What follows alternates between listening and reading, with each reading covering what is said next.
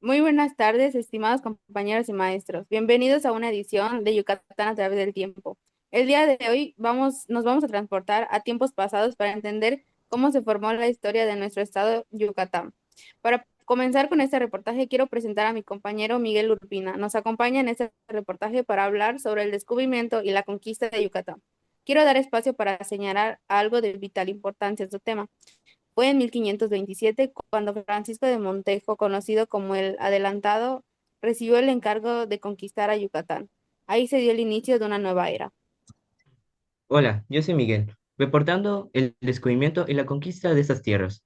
Todo empezó en 1517 con la expedición española, comandada por Francisco Hernández de Córdoba, llegó por accidente a las costas de lo que hoy conocemos como Yucatán. Allí encontraron pueblos mayas que, aunque ya no eran un gran imperio, además de otros pueblos, seguían conservando su cultura, arquitectura y su sabiduría. Posteriormente, otras expediciones como los de Juan de Grijalva y la de Hernán Cortés también llegaron a la región, pero fue en 1527 cuando Francisco Motejo, conocido como el Adelantado, recibió el encargo de conquistar Yucatán. No fue fácil. Los mayas lucharon con fuerza y debido a que no estaban unidos bajo un solo gobierno, sino que vivían en distintos pueblos con sus propios líderes, la conquista fue larga y complicada. Finalmente, en 1542, su hijo Francisco de Montejo, conocido como el Mozo, logró fundar la ciudad de Mérida sobre las ruinas de la antigua ciudad maya Jo. Así comenzó una nueva etapa, la del dominio español.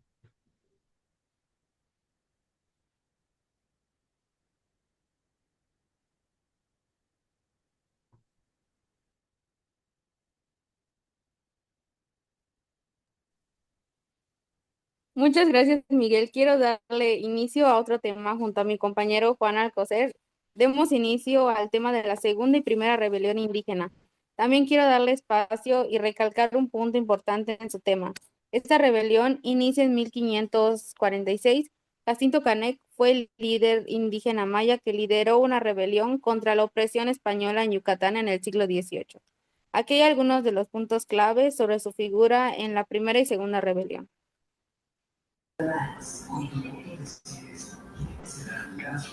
Gracias, Miguel. Ahora les contaré cómo desde los primeros años de la conquista los mayas no se quedaron callados. Al contrario, se defendieron con todo lo que tenían. La primera gran rebelión indígena ocurrió en 1546, apenas unos años después de que se fundó Mérida. Los pueblos mayas del oriente planearon atacar las villas españolas al mismo tiempo para recuperar su territorio. Sin embargo, fueron descubiertos y como castigo los españoles ejecutaron a muchos líderes. La represión fue brutal. Como el deseo de libertad sí sigue vivo, más de 200 años después, en 1761, un joven indígena llamado Jacinto Canec lideró otras rebeliones en el pueblo de Cristel. Influenciado por ideas de justicia indígenas, se proclamó rey de los mayas y buscaba liberar a sus pueblos del abuso español. Se liberaron rápidamente, pero su figura quedó como un símbolo de valentía y orgullo maya. Lo capturaron y fue ejecutado públicamente en Mérida. Aún así, su nombre quedó grabado en la memoria del pueblo. Después de abordar dos temas seguidos, le concedo la palabra a mi compañera Aurora de la Rosa. Ella nos contará un poco acerca del tema de la influencia de Landa en Yucatán. Quiero recalcar que jugó un papel importante durante la colonización. Diego de Landa llegó a Yucatán en el siglo XVI con la intención de convertir a los mayas al cristianismo. Al principio parecía tener buenas intenciones, pero cuando descubrió que muchos indígenas seguían practicando sus antiguas creencias, organizó el tristemente célebre acto de fe de Maní. En 1562, este es un buen punto de partida para el tema. Sin más, comencemos. Y ahora pasamos a una figura muy polémica de nuestra historia, Fray Diego Landa. Yo soy Aurora y les hablaré sobre este fraile Francisco que jugó un papel importante durante la colonización. Diego de Landa llegó a Yucatán en, en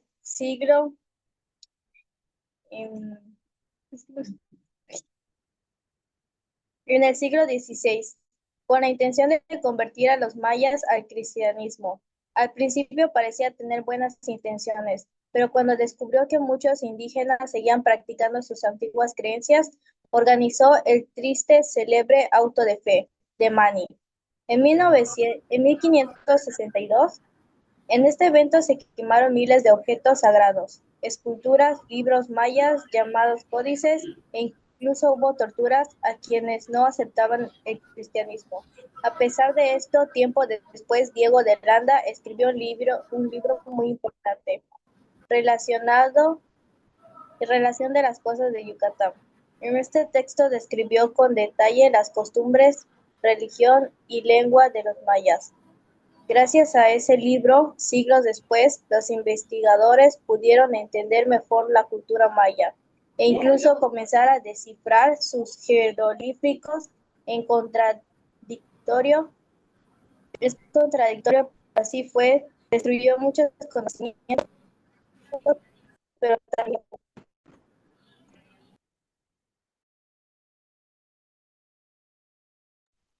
Seguidamente pasaremos a desglosar el tema del federalismo y el centralismo en Yucatán.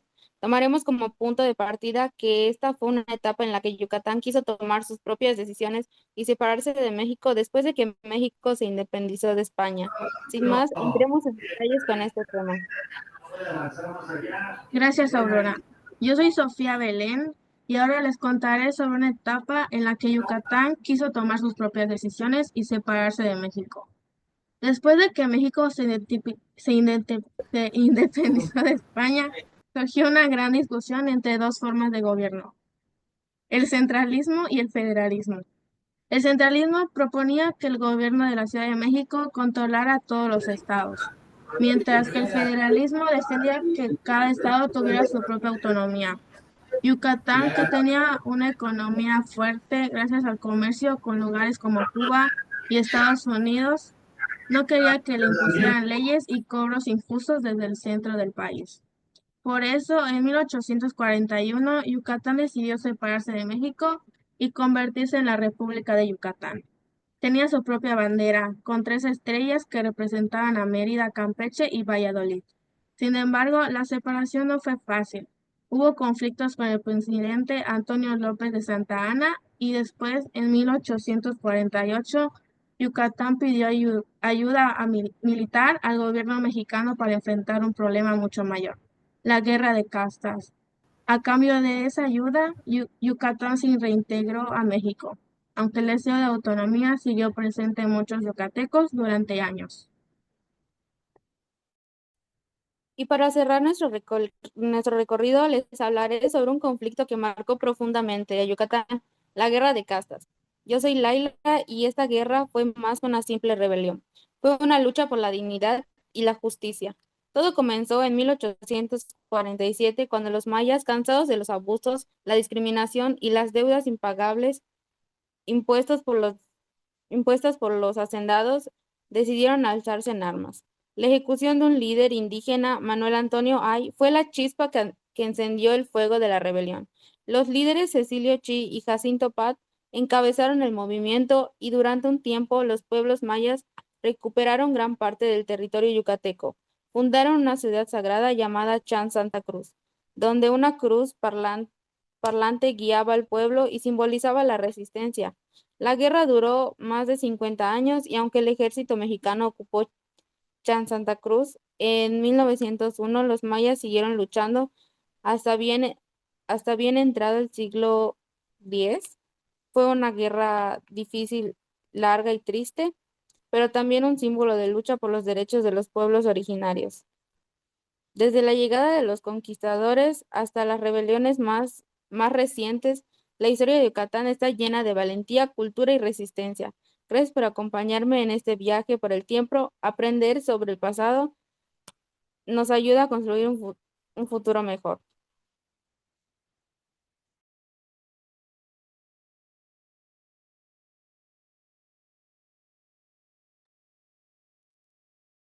Ya.